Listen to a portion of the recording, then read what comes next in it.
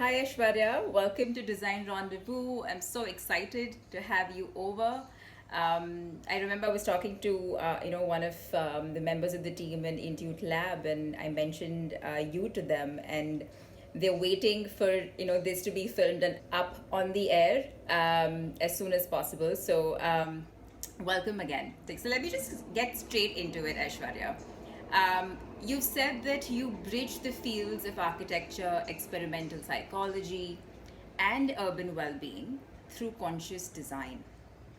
Yeah, tell us more about that. Well, I think as a person, I realized it early on that I was always going to be on the edge.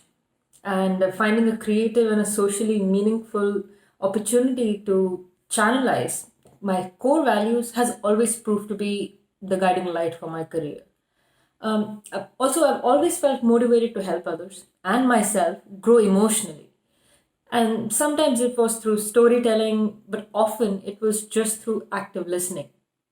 And it felt natural to carry this kind of empathy even into my work, purely for the sake of catharsis. So, having said that, conscious design quite simply is the professional alter ego in my journey as an empathic spatial designer. And Conscious Cities movement is helping me build a community of like minded individuals and organizations that are engaging in city building and placemaking. And of course, we're all growing the movement together, right? Because we care. We care about people, we care about the environment, and we care about the ethics of building a city and the space.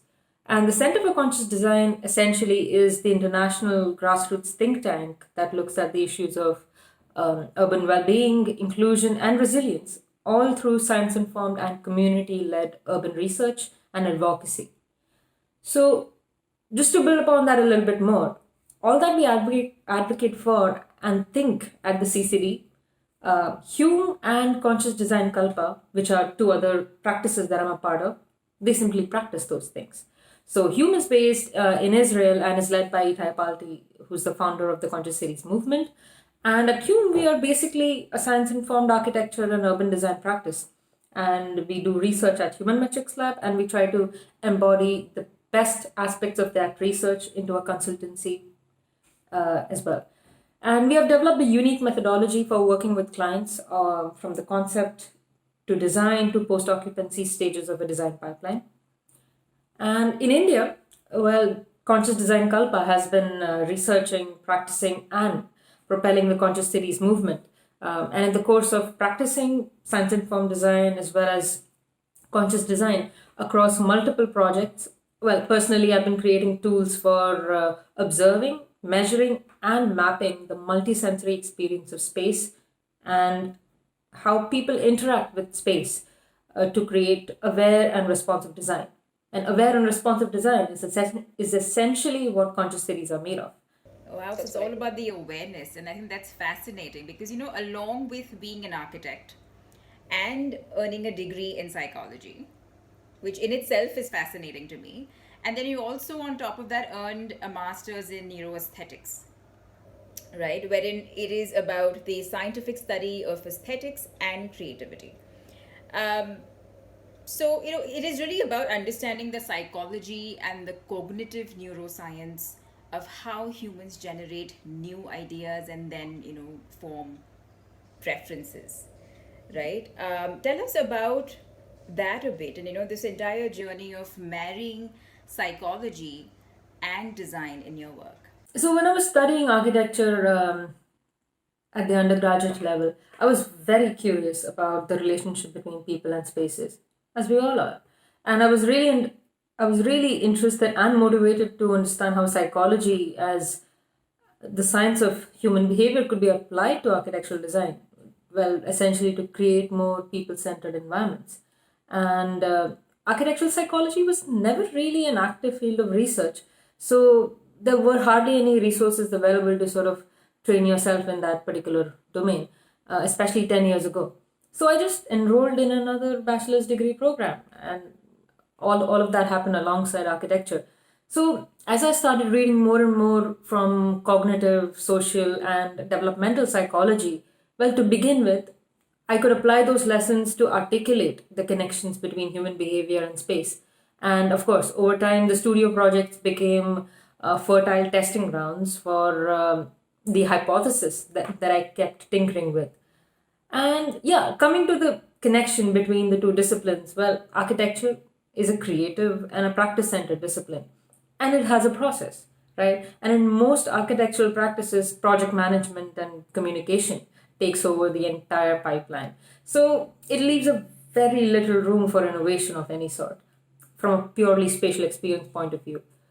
As architects, we craft, create, and build spaces for habitation. And psychology, as a social science, studies human behavior, mind, and habits. So, undeniably, then, the science of habit and mind should shape the design of habitats. So, it seemed like an easy connection to make. And in reality, of course, the experience of space is very subjective, and that often becomes an easy excuse for not engaging in research. And design thinking or the creative process technically becomes the first point of intersection for psychology and architecture. So this is exactly where clients and end users, their needs and aspirations, they need translation. And it is this kind of translation research that psychology and neuroscience offer as systems and perspectives to enrich creative process. And in the last 2 years that I've been working with Hume and with the CCD and Conscious Design Kalpa, well, they might look like three different organizations, but all of them essentially are trying to sort of formalize this relationship between psychology and architecture. And everything comes back to creativity and social impact. You mentioned CCD twice. Tell us about that. And, how are you really, developing conscious cities? Like, how do you go about doing this? Like, what is the process? I'm sure there are some trillion challenges on your way. Tell us about that. Well, if we go back to the manifesto itself, conscious cities are cities that are aware and responsive to the needs and aspirations of people. So, how do we get there? Well, at the CCD, our mission is to develop conscious design as a framework for spatial theory as well as practice to spur intersectional dialogues, create tools, and catalyze the industry to evolve conscious cities. It's a lifelong journey, of course, and we have just started. Right. And of course, through festivals, through events, publications, and other programs for community engagement, we intend to empower and activate broad ecosystems of people, all the way from communities, decision makers, designers, researchers, technologists, funders, and even artists to collectively, actively, and effectively address the future of our needs and aspirations. And that's essentially our plan. And we have just entered the philanthropic sector, and we have our first big scale Conscious Cities festival coming up in October, and this time we have 36 city chapters participating. So we're getting started, and hopefully sometime down the line we'll have a Conscious City chapter in every city, and the cities will be able to sort of take the ownership and have their say. That would be a good day for everybody. Wow. Tell us about the work that you're doing with Bangalore, because I know we spoke a bit about that earlier. So if you have to look at what we do at Conscious Design Kalpa or in Bangalore, we have to go back to what we do at Hume as well, because the relationship is pretty strong there. So at Hume, we have taken up projects all the way from commercial and retail design and renovation to creating elaborate briefs, all the way for playful learning in public places, museums, etc. And we have also done some research in healthy aging and the relationship between cities and metacognition. And some of our design consultancy has also sort of dealt with developing build-to-scale experiments for testing, well, say, the impact of workplace design on flow, productivity, and collaboration, etc. So, having done these kind of projects, we have sort of understood how to talk about, again, the connection between spatial experience, people's behavior, etc. And this sort of helped us get a few research projects in Bangalore. So just to give you an example, at Conscious Design Kalpa, we recently finished our first research collaboration with NIMHANS. NIMHANS is the National Institute for Mental Health and Neurosciences. And this was a very unique and a novel opportunity for us because both the institutions or like both the organizations had never sort of charted the territories of merging urban space and mental health. And what we did was look into the impact of rural and urban environments and the differences between how these spaces shape the recovery of patients who had suffered from schizophrenia. So we tapped into specific spatial parameters like the availability of green spaces, the quality of public places, and also the building densities, and looked at how they differentially shape the emotional, social, and cognitive aspects of their lives, everyday lives, as they are recovering from a psychotic disease like schizophrenia. So that's a specific example of what we have done in Bangalore. To move this conversation, further to the future of design education, and I know you hail from India, you've moved around, you've seen different cultures, and also the evolution of the response that you get with the work that you do and the body of work that you really profess.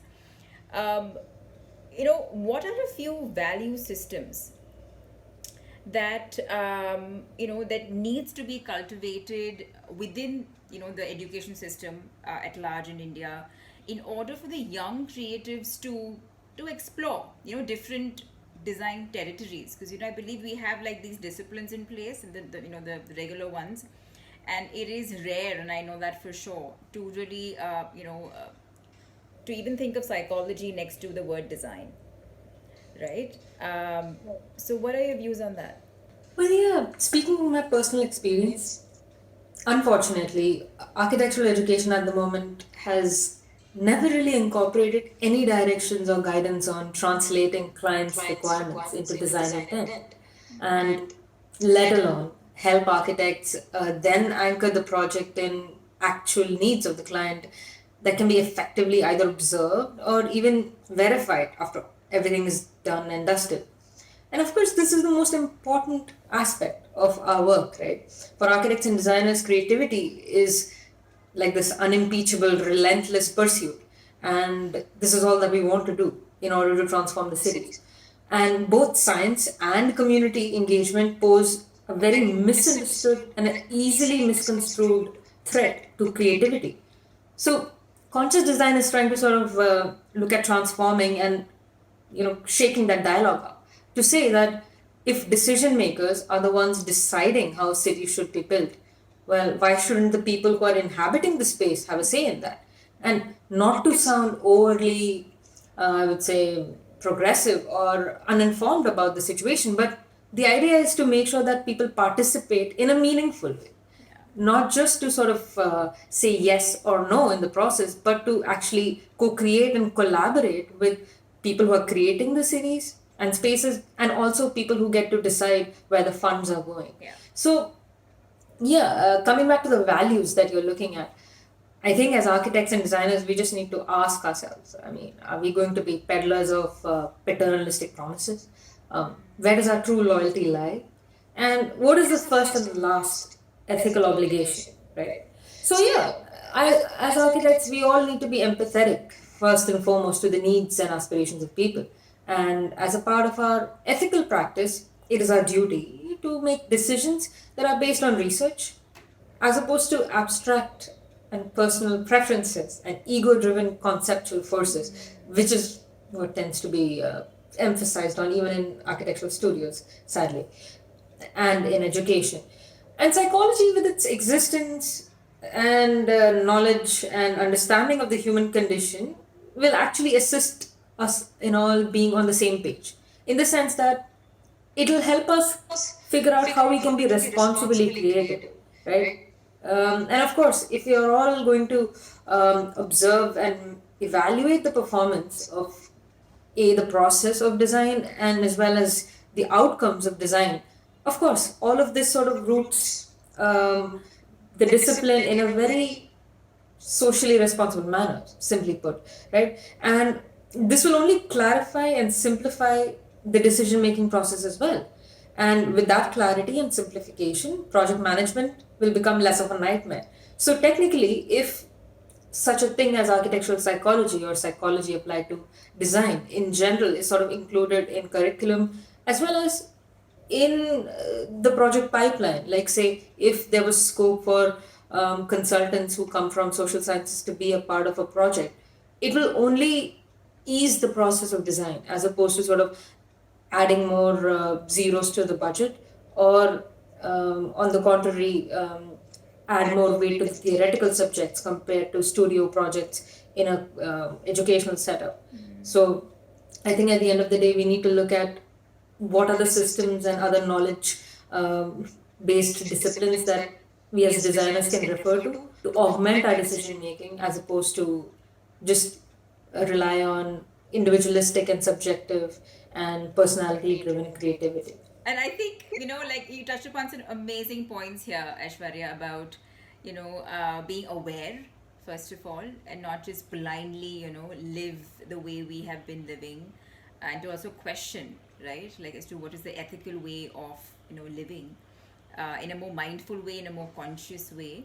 And I think the most fascinating thing for me, with everything that you do, is the fact that you bring in so much of your heart into this. And I don't think so, the work that you do can do without,